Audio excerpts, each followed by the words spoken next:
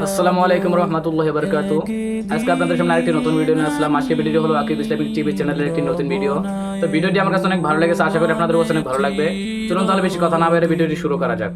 Sir, জীবনে অনেক স্বার্থপর দেখেছি স্যার, কিন্তু আপনার মতো নির্লজ্জ টাকা লোভী স্বার্থপর কখনো আমি দেখিনি স্যার। আকিব, তুমি কিন্তু লিমিট ক্রস করে ফেলছো।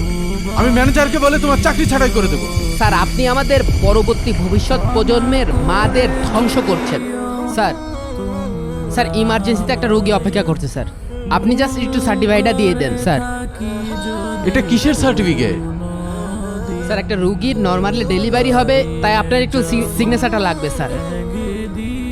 এ রোগীর তো অনেক সমস্যা আছে, কোনোভাবেই নর্মাল ডেলিভারি হবে না, ইমার্জেন্সি সিজার করতে হবে। কি বলেন স্যার? আমি তো কিছুক্ষণ আগে রোগীর heart level, blood, ultrasound report সহ কয়েকটা রিপোর্ট চেক করলাম, সবগুলোই পজিটিভ। ম্যাডামকে বললাম, ম্যাডাম তো বললো নর্মালি ডেলিভারি হবে। আপনি এখন বলছেন যে স্যার সিজার করা লাগবে। আমি তো ওনাদের কথা দিয়ে আসছি যে নর্মাল ডেলিভারি হবে, খরচ খরচা তেমন হবে না। তুমি কি আমার থেকে বেশি বোঝো? শত শত বই পড়ে ডাক্তার হয়েছি, ডাক্তারি পড়তে 30 লক্ষ টাকা ব্যয় করেছি।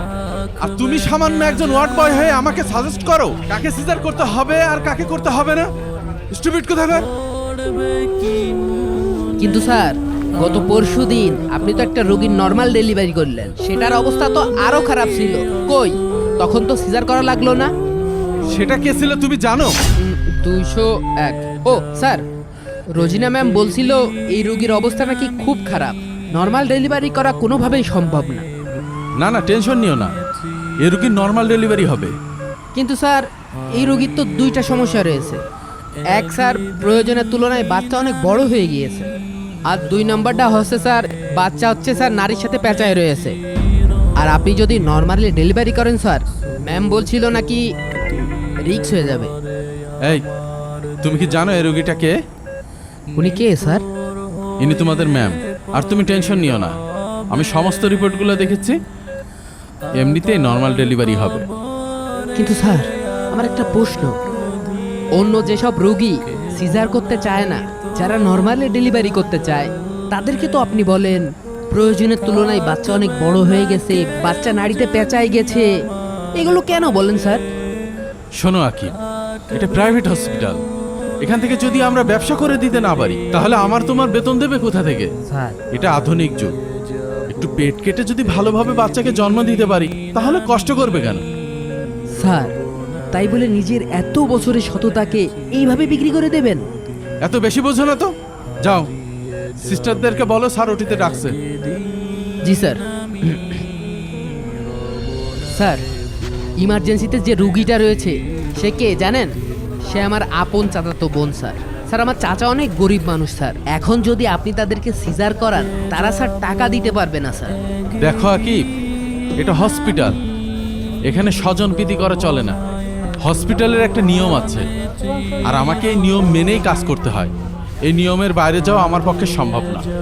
প্লিজ স্যার, ওরা অনেক আশা নিয়ে এই বড় হসপিটালে এসেছে, আপনি ওদেরকে এইভাবে ফিরিয়ে দিয়েন না স্যার। আহ, তুমি বোঝো না কেন? তোমাকে যা বললাম তাই করো, যাও। স্যার, এই ফাইলগুলোতে কিছু স্বাক্ষর করে দেন। স্যার, আবার কি? স্যার, আপনি তো ভালোই জানেন যে সিজারের ডেলিভারিতে একটা মায়ের কতটা পেইন সহ্য করা লাগে। স্যার, আমার দিকে একটু তাকিয়ে কিছু একটা করেন না স্যার, প্লিজ স্যার। শোনো আকিব, এটা একটা প্রাইভেট হসপিটাল, গভর্নমেন্ট হসপিটাল না। এখানে অনেক দায়বদ্ধতা মেনে আমাকে চাকরি করতে হয়। আর আমি যদি হসপিটালের আয় করে না দিই তাহলে কি আমার এই চেয়ারে রাখবে? স্যার, আমি আগে মনে করতাম যে হসপিটাল মানে সেবার জায়গা, কিন্তু এখন এখানে আইসে দেখি যে হসপিটাল মানে ব্যবসার জায়গা স্যার। স্যার, জীবনে অনেক স্বার্থপর দেখেছি স্যার, কিন্তু আপনার মতো নির্লজ্জ টাকা লোভী স্বার্থপর কখনো আমি দেখিনি স্যার। একজন মানুষ ডাক্তারি পড়ে জনগণের সেবা করার জন্যে, ব্যবসা করার জন্যে না স্যার। আপনি একজন ব্যবসায়ী। আকিব, তুমি কিন্তু লিমিট ক্রস করে ফেলছো। আমি ম্যানেজারকে বলে তোমার চাকরি ছাঁটাই করে দেবো। স্যার, পৃথিবীতে প্রায় সব প্রাণীরাই নর্মাল প্রক্রিয়ায় সন্তান জন্ম দেয় স্যার। আগের যুগের নানি দাদিরা 15 বছর থেকে 10-12টা করে সন্তান জন্ম দিত। কই, তাদের তো কোনো সমস্যা হতো না স্যার।